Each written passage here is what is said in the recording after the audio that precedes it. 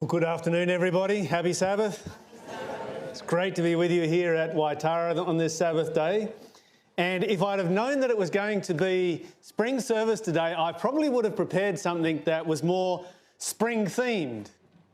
But we're speaking about the siege of Jerusalem today, and for what it's worth, it started in April, and that's spring in the Northern Hemisphere, right? So there it goes. It fits in. We're good to go. When we come to the siege of Jerusalem, what's interesting about this particular passage in Matthew chapter 24, this particular passage of Scripture, is that the siege of Jerusalem forms the foundation for the second longest sermon that we have that is recorded by Jesus Christ. And yet we never really speak about it very much. It's the entire first chapter of the great controversy. And once again, we don't actually have a lot to say about the siege of Jerusalem, but when I see it as the foundation for Matthew 24, 25, first chapter of the great controversy, it tells me there are some lessons in this piece of history that we can learn and that apply to us today. And particularly that passage that we had in the scripture reading in reference to the abomination of desolation. How does that apply today? What does that actually mean for each one of us today? And what can we learn from the siege of Jerusalem? I'm going to begin here with a few of the introductory passages. The Bible says that Jesus went out. This is Matthew 24, verse 1 to 3. And departed from the temple. His disciples came to show him the buildings of the temple. And Jesus said to them, "See all these things? Truly I say to you, there will not be here left one stone standing upon another that will not be thrown down." And his disciples then ask a number of questions. They say, "Tell us, when will these things happen, or when will these things be, and what shall be the sign of your coming and the end of the world?" Now, of course, in the minds of the disciples, this was one and the same event. Jerusalem was one of the greatest cities in the world at that particular time. And the fortifications, the buildings of Jerusalem were absolutely stupendous. And in their minds, the only thing that would bring that city to an end would have to be the end of the world. What's interesting is that Jesus then goes on to answer both of their questions. When will these things be? In other words, when will Jerusalem be destroyed? And what will be the sign of your coming and the end of the world? One of the most interesting and cryptic things that Jesus says in relationship to this is this interesting passage that was our scripture reading, where he says, "When you therefore shall see the abomination of desolation spoken of by Daniel the prophet stand in the holy place, then flee." Now, when I read that passage right there, I say, okay, there's something here that we need to understand because clearly the siege of Jerusalem is something that took place in 70 AD, a long time ago, but clearly it's something that applies to our day because Jesus applies it to our day. And so what does this passage actually mean? There's so many different things, so many aspects of Matthew 24 that we could spend time getting into. And so we need to understand, exactly what is this passage all about and how does it apply to us today. In doing so, we're going to go back and look at the history of what was happening back then. And why was Jerusalem attacked by the Romans in the first place? And so we're going to summarize this fairly quickly. I know it's after 12 already, but there's going to be a few aspects of this sermon that I'm going to refer you to come and ask me about over lunch, because if I'd have known it was spring service, I would have prepared something a little bit shorter. Anyway, here we go. Quick summary. Herod the Great was appointed king of the Jews by the Roman Senate. He replaced the Hasmonean Jewish semi-autonomous kings. And so up until this particular time, the rulers of Jerusalem had been Jewish, the rulers over the province of Judea. But now Herod the Great comes along, and he is Edomite. He's been raised in the Jewish culture, so he knows it very well. He goes out, he kills all the Hasmonean descendants, including his own wife, who was a descendant of the Hasmonean dynasty, and her family members and her children. Very Herod-like, isn't it, when you read about what happened at Bethlehem at the time of the birth of Jesus. And just so that you know, there are about 4 different Herods that are mentioned in the Bible. So this is Herod the Great, who dies just after the birth of Jesus. Okay, he expelled the high priest. He appointed a new high priestly dynasty. He drove the country into poverty with massive building projects. And that's quite an achievement when you understand how effective the Jewish people were at making money. Then from there on, it continues on, through the various Herods that come along and rulers of the province of Judea. Jewish religious practices were continually undermined. Images of the emperor turned up on coins. That, of course, was blasphemy for the Jewish people. Images of the emperor were eventually placed in each synagogue, and finally in the temple itself. And this, of course, resulted in the first Jewish revolt. And so if we think about the first Jewish revolt, begins in 66 AD. And when I thought about this, and I came to this subject, the thought that went through my mind was this. It was like, why did the Jews revolt? What did they think they could possibly achieve against the might of the Roman Empire? I mean, it's a little bit like New Zealand taking on the United States, right? God bless the Kiwis. But, I mean, the reality is that America would probably go, yeah, well, we take that on Tuesday afternoon or Wednesday morning. That's kind of how it is, isn't it? And you look at the province of Judea, it's a micronation. It's not even a nation, it's a province. But it is tiny when you look at it in the empire. And so when I first started to study this, I'm thinking, okay, why did the Jews think that they could do anything? Okay, so to be able to go to war, there are a number of things that you need. And here we find them. You need money, you need motivation, you need men, and it's really good if you have mountains. And when we go through the list here, we find that the Jewish people in the first century, and nothing much has changed since then, have a unique superpower, right? They have a unique, every different nation has their own superpower. And when it comes to the Jews, their superpower was making money. And Jerusalem was fabulously wealthy. In fact, just the temple in Jerusalem by itself, just the temple was running the second biggest economy in the entire empire outside the city of Rome. And when you've got money, that buys you a lot. It buys you fortifications, it buys you weapons, it can buy you mercenaries. You can do a lot if you have money, and the Jewish people had a lot of money. Did they have motivation? Well, they certainly had a lot of motivation. Did they have men? Well, they were distinctly lacking in men. But in starting a revolt, they're in the far east of the empire, and there's a lot of other nations in their part of the world that didn't like the Romans. And so there was the possibility of other nations rising in revolt as well. And if they could start a snowball effect, they could accomplish a lot. And finally, the Jews had mountains. They're very good mountains. We're going to talk about the mountains that they had, and particularly the mountain on which Jerusalem was built, because one of the things that I underestimated was just how powerful a fortress the city of Jerusalem was in the ancient world. Here you've got a city that is surrounded by deep ravines and gullies, valleys, waddies, whatever you want to call them, which when you go and see them today are spectacular enough on their own, but you have to consider that, 4,000 years have filled them up a lot. Some of them have actually disappeared. They've filled up so much over the centuries with all kinds of rubble. And you remember that when Herod the Great came to power, he built massive fortifications. Let's think about the fortifications of Jerusalem. Jerusalem was a fortress on top of a mountaintop.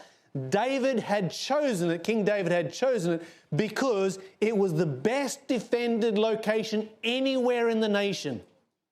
He had recognized that. It's strategic. Of course, David was a major strategist. He recognized its strategic position, and that's why he chose it. Okay, within the fortress you had layers of defense. So you had fortresses within the fortress. The first fortress that you had within the fortress was what was called the citadel, had three massive towers, the Mariam, the Hippicus and the Phasael. So once you got inside the city walls, then you are faced with this fortress. It was over on the western side of the city. On the other side of the city, then you had the castle of Antonia. This is rising up about 10 meters above the temple itself. And this was where the Roman garrison stayed when they were in the city. So you had this particular fortress that was also inside the city. But the greatest fortress that you had in the city of Jerusalem was the temple complex. And this was fairly typical in ancient cities. Typically, the temple was placed in a location, whatever god it was that they served, that would give the best defense on the highest point of the city. And this was massively fortified. In fact, if you read from Josephus, Josephus says this: the walls were scarcely surpassed, this is the walls of Jerusalem, were scarcely surpassed, if at all, in the ancient world. That's what Josephus says about the city of Jerusalem. He goes on, these were for largeness, beauty, and strength beyond all that were in the habitable earth. That's a rather big claim to make, wouldn't you say? But Josephus was a Jew, so he's being patriotic, right? Just as the disciples were in verse 1. They're like, you know, they're in Jerusalem and they're like, let's do some tourism while we're here. Let's go on a tour through the magnificent buildings. Come on, Jesus, and see this magnificent capital that we have. What do the Romans have to say about it? Well, Pliny the Elder said that Jerusalem was by far the most famous of the cities of the East. And so you're comparing it with cities like Carthage or Constantinople. I mean, Constantinople had walls that withheld every siege for an 1100-year period. There are some spectacular cities in the East, and Pliny the Elder comes along and says, no, Jerusalem actually tops them all. Another statement right here. The western wall of the Temple Mount rose up from the bottom of the valley to the height of 84 feet, where it was on a level with the area and above this. And as a continuance of it, the wall of Solomon's cloister rose to the height of about 50 feet, so that this section of the wall would originally present to view a stupendous mass of masonry, scarcely to be surpassed by any mural masonry in the world. And so if we compare the walls of Jerusalem, Carthage, the walls of Carthage were about 13 metres high. They withstood a 3-year siege and defeated the Romans. The Great Wall of China, the towers at their highest point, about 14 metres. The Ishtar Gate of Babylon goes up to 15 metres high. The towers of Constantinople, 18 metres. And the western wall of Jerusalem was 32 metres high. It had stones in it that weighed 300 tons each, impervious to any kind of battering ram, impervious to any kind of siege engine that could be brought to bear against it. Jerusalem was an incredible fortress, and you look at the other fortifications that Herod the Great built throughout Judea during his reign. He was somebody who was fascinated with fortifications. And so what we find is that, you know, the Jews have a fortification like nowhere else in the world, and unlike being a little bit like New Zealand taking on the United States, it's a lot more like Japan taking on the United States. You know, Japan was that Asian nation that nobody was taking seriously because the great powers were all in the West. And yeah, they'd been fighting in China for years and Korea and so forth, but no one took them seriously until they took on the United States. And when they took on the United States, they never lost a battle for the first 6 months. In fact, the very first battle that the Imperial Japanese Army lost was fighting Australian militiamen on the Kokoda Trail. Got to be patriotic about being Australian sometimes, don't we? The revolt begins. My slides, they got converted to PowerPoint, so they messed up a little bit. Okay, Cestus Gallus, he threw 30,000 veteran troops at Jerusalem. He was defeated in 9 days. The walls of Jerusalem just shrugged them off. He lost 1/6 of his troops. He had to retreat. And so then what we find is that Titus spends the next 4 years getting together an army that can take on Jerusalem. You got to remember that when Jerusalem was taken by the Babylonians, when the Babylonians took Jerusalem, this was the army. The Babylonian army under Nebuchadnezzar II was the army that had just defeated the Assyrians, who had ruled the world for hundreds of years. And it took Nebuchadnezzar's professional army 30 months to take Jerusalem, and it had nothing like the fortifications that the Romans were up against. This was an incredibly powerful city. In fact, when Titus came to, I was going to say, in relationship to this particular battle here, you know, the Jews, they got a lot of confidence from it, but it was a little bit like, it reminds me of what Yamamoto, the Japanese, said after the attack on Pearl Harbor. He wrote in his diary, I said, "I fear all we have done is to awaken a sleeping giant and fill him with a terrible resolve." And in a war of attrition, you could never defeat the might of the Roman Empire. Yeah, you could win some battles, but you're never going to defeat them. Titus, when he got there 4 years later, it took him a little bit longer than the Americans to spool up the industrial capacity to build an army powerful enough to take on Jerusalem. But he said this, he said, Titus commanded that the temple and the fortresses be preserved and not burned, because he believed that unless they were preserved, no one would ever believe how powerful a city the Roman armies had conquered. We don't really think about Jerusalem that way, do we? We see Jerusalem as, oh yeah, that's the city of peace. That's the city where Jesus was. And Jesus, you know, the Prince of Peace was right there. Well, by this stage, over the centuries, about 5 million combatants have been killed defending the city of Jerusalem. It was never really a city of peace. And so we ask ourselves the question, okay, when Jesus says this, and Jesus talks about the abomination of desolation, we're going to talk about the abomination of desolation in 3 contexts this morning. Thank you so much for the glass of water. My throat is a bit scratchy. I think it's just the way it's going to be today.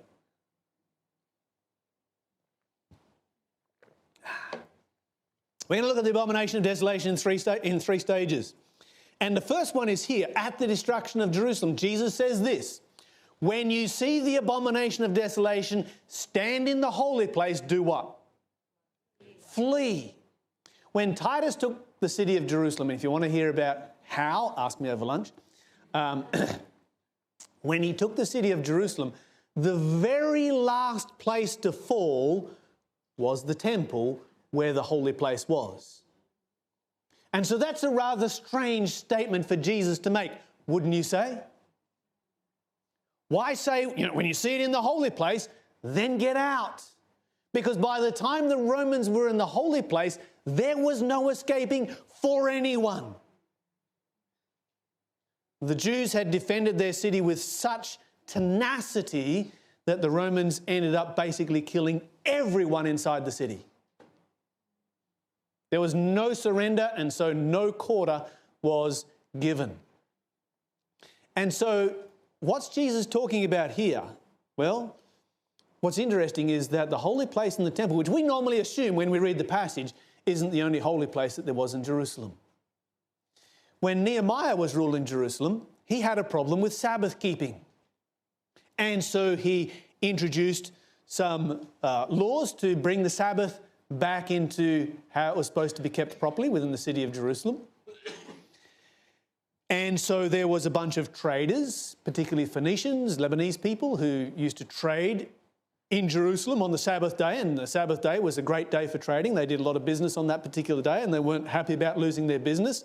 And so Nehemiah comes along. It's like, well, on the Sabbath day, we're going to close the city gates. So close the city gates. And so the Phoenicians, they all set up their booths out the side of the city, and so they're trading up and down over the walls outside the city on the Sabbath day. And so Nehemiah's like, okay, that's not good. What we're going to do now is we're going to create a 2-mile exclusion zone around the city of Jerusalem where no trade is allowed to take place on the Sabbath day, and call it the holy place. So what happened? The Jewish revolt begins. The Roman armies under Gallus surround the city of Jerusalem. They are now standing where? In the holy place. What gods are they worshipping in the holy place? Pagan gods. Dies Solis, the greatest of the Roman gods, his holy day is which day? Sunday. Sunday is now standing in the place of the Sabbath. All of the Christians recognize the sign because the abomination of desolation is standing in the holy place, and as soon as Gallus is defeated 9 days later, all the Christians left. This was the headquarters of the Christian church up until this particular point. The first great Christian council was held in Jerusalem. They all left. There was none left, and when Jerusalem fell 4 years later to Titus, there wasn't a single solitary Christian who died in that conflict because they followed the prophecy of Jesus. So that's the first instance we have of the abomination of desolation standing in the holy place. But it's not the only one. Because Jesus goes on and he says, spoken of by Daniel the prophet. So if we're going to understand some things about that, we need to go back and look at what Daniel the prophet has to say, right? And I'm just looking at the time right here and thinking, how quickly can I get through this? All right, let's go. Let's go. Let's do this as fast as we can. All right, what have we got here? Daniel chapter 8 is where you're going to find this. Why is my clicker not working? Oh, here we go. Oops. Daniel chapter 8 and verse 13, I heard one saint speaking to another saint said unto that certain saint which spoke, how long shall be the vision concerning the daily sacrifice and the transgression? This is the abomination of desolation, to give both the sanctuary and the host to be trodden underfoot. Here's where we get our first clue. And by the way, we're going to enter into some controversial area here. There are those in the Adventist church there are two views in the Adventist church in relationship to this passage. And there are those that are wrong and there are those that are right. And I am one of the ones who is right. Barrand is one of the ones who is wrong. No.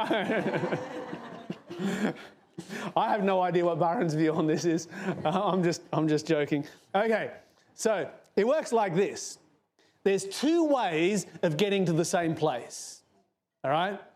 They both end up with exactly the same conclusion. We all clear on that? And Ellen White says very clearly, don't argue over it. So after I preach on it, over lunch, don't come and argue with me over it. Honestly, I don't care which view you take because the conclusion is the same. It makes no difference, but I've got to teach one, so we'll pick one and go for it. How's about that? All right, we have the transgression of desolation.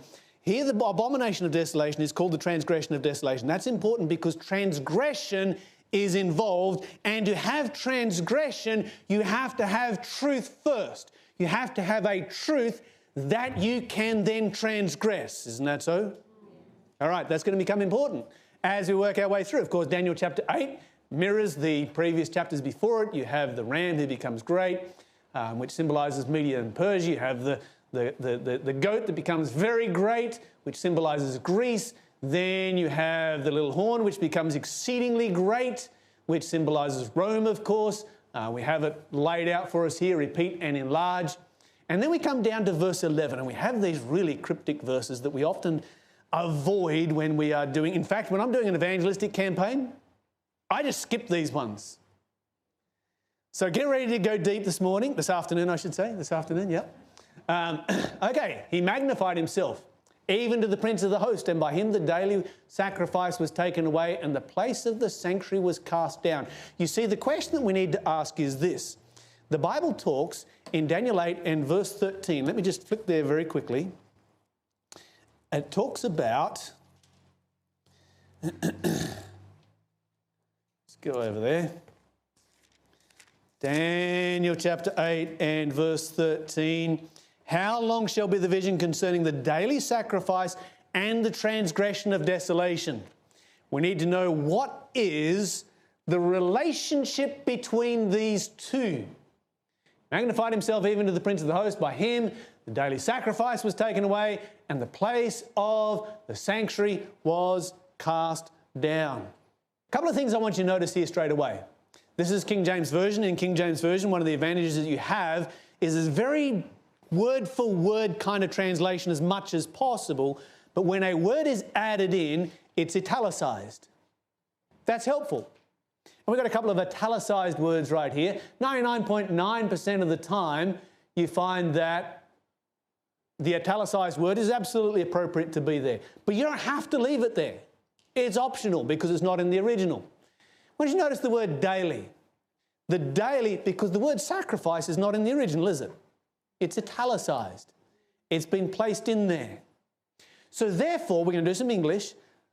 The word daily in this context is an adjective because it is describing a noun. Okay, so an adjective describes a noun. The noun is the sacrifice. The word daily is an adjective that describes the noun. We all following so far? Okay. Get ready to go deep and hold on. I'm going to use an illustration. And when I was looking for an illustration, I'm a bit of a car guy. So we're going to use cars, okay? Let me illustrate this real quick. Let's take the sacrifice out. Let's replace it with some cars. We'll put some cars in here. By him, the red Ford was taken away. So the word red is an adjective, right? It's describing the Ford. However, the word Ford's not actually there because it's in italics, isn't it? If you take the word Ford out, the red was taken away and it changes from being an adjective to a noun. Now we have a brand of cars that is called a red, right? That's an odd name for a car, but hey, I always used to think that the Great Wall was the thing they were building between America and China America and Mexico until they built cars in China called Great Walls. There you go. Okay, so now the word red. So if we go back to our passage, here's our passage. If we take the word sacrifice out, the word daily now becomes a noun. It becomes a thing of its own. We all following so far? Good. All right, let me just see where we're up to over here. Bear with me. Then I heard, how long shall be the vision concerning the daily sacrifice and the transgression of desolation? Here's our words that are italicized. If we take the word sacrifice out, the daily becomes a noun. And now what you have is two kinds of desolation. You have the daily and you have the transgression of desolation. We all follow so far?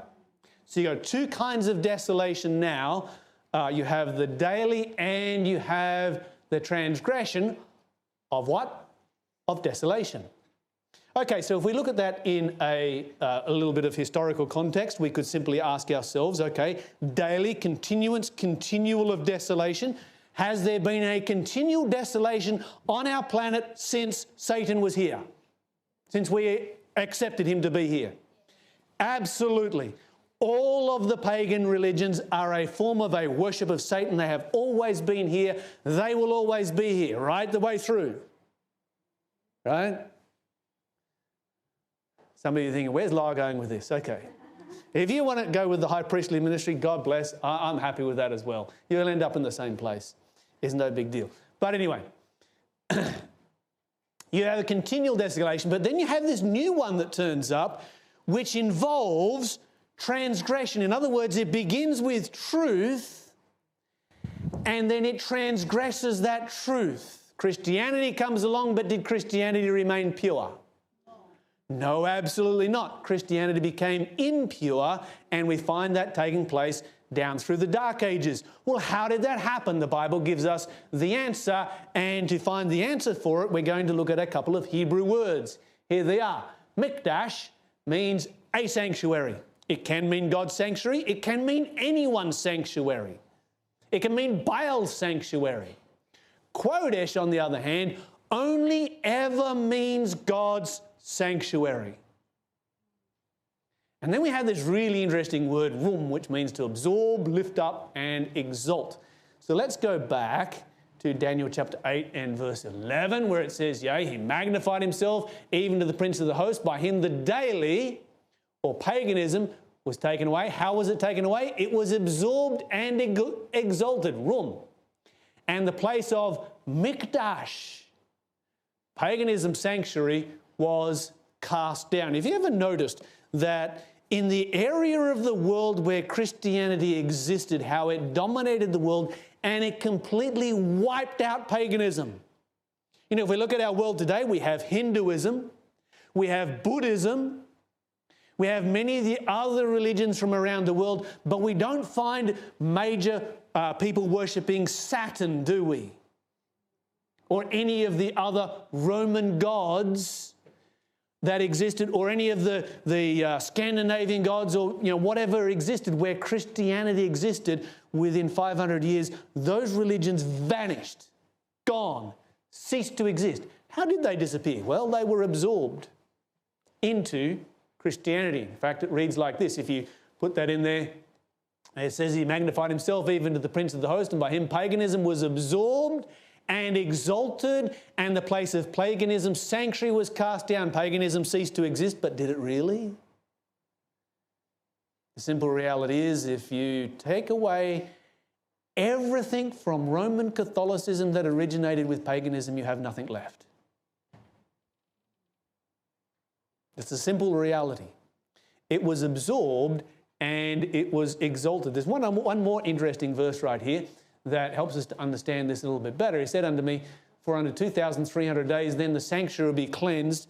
What date does that point us forward to? 1844, yep. All right. And how many verses in the Bible do we have pointing to 1844? How many verses can you use in the Bible to prove 1844? Yeah, one verse. Most Adventists would say one verse, right?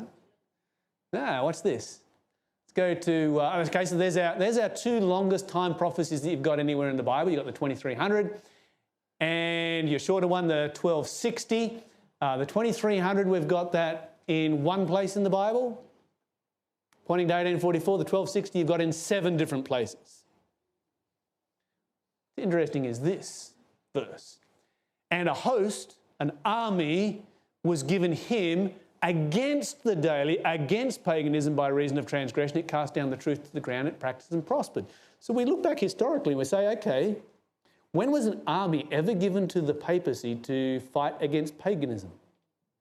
Well, that happened in the year 508.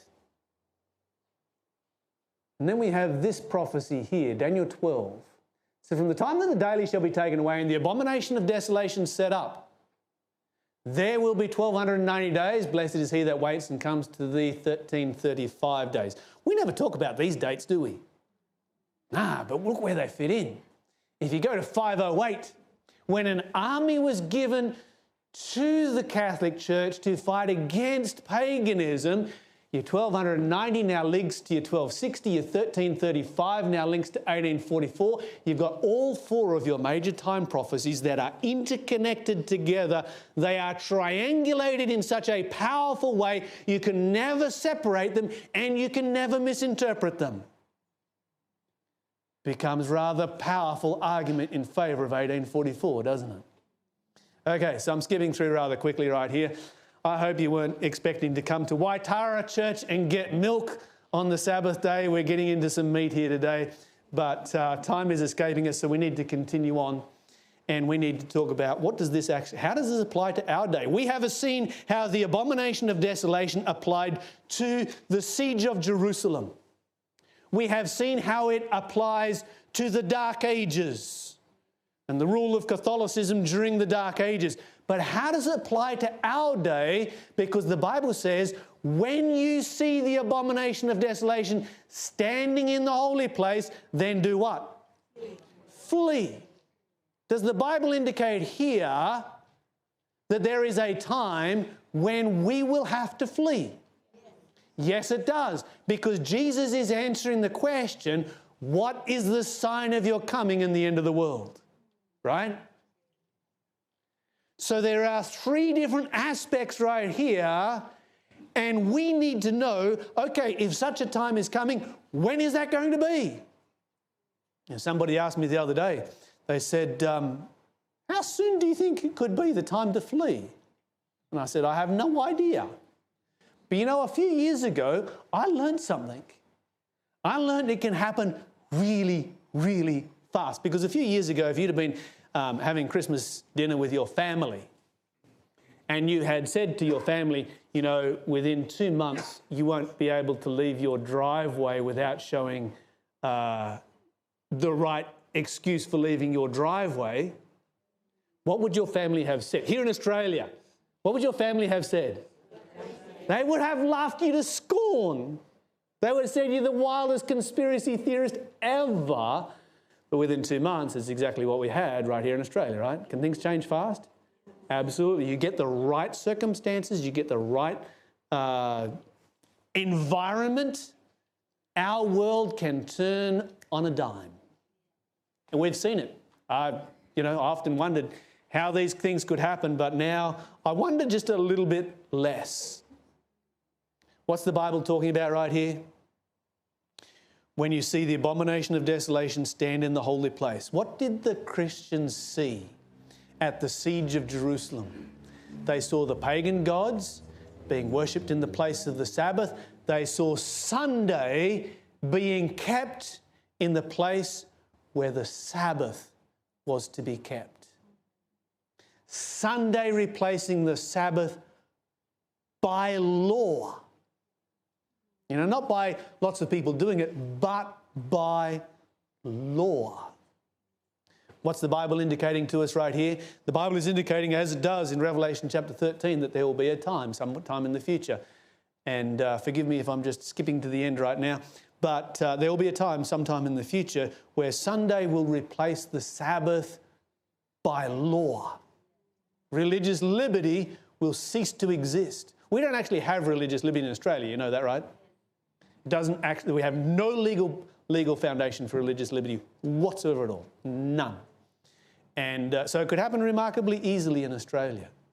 And so the big question then is, you know, what's the issue with the Sabbath? That so much of Christianity today is telling us, you know, it's all about the principle. The principle of the Sabbath is a good thing.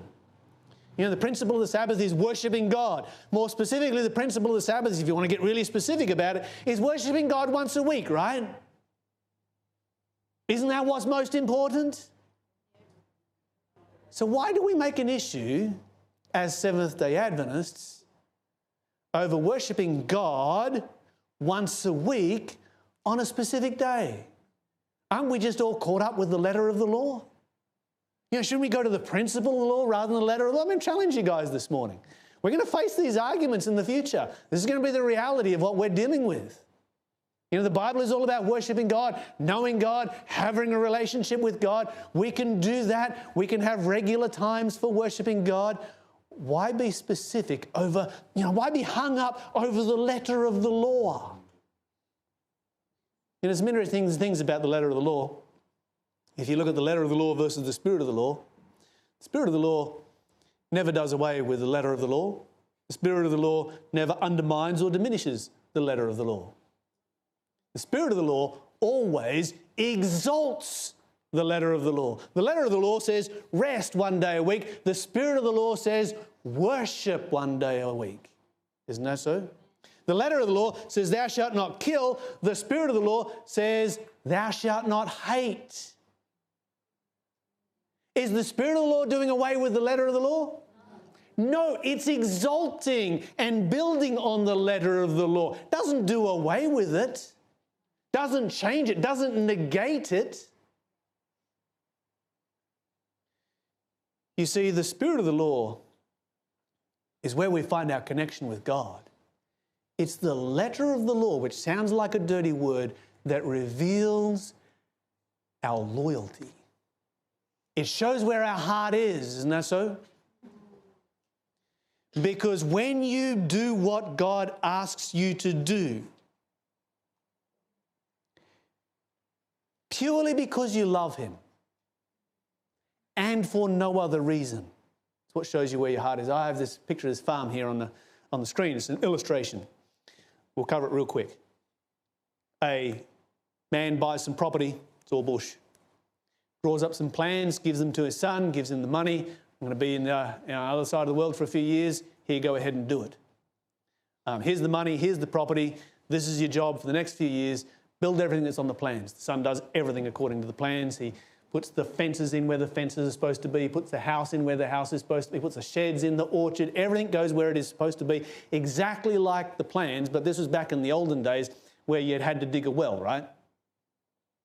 And the well was over near the shed, and they're like, you know what, that'd be better over near the house because, you know, people wanting to get water and so forth for the house.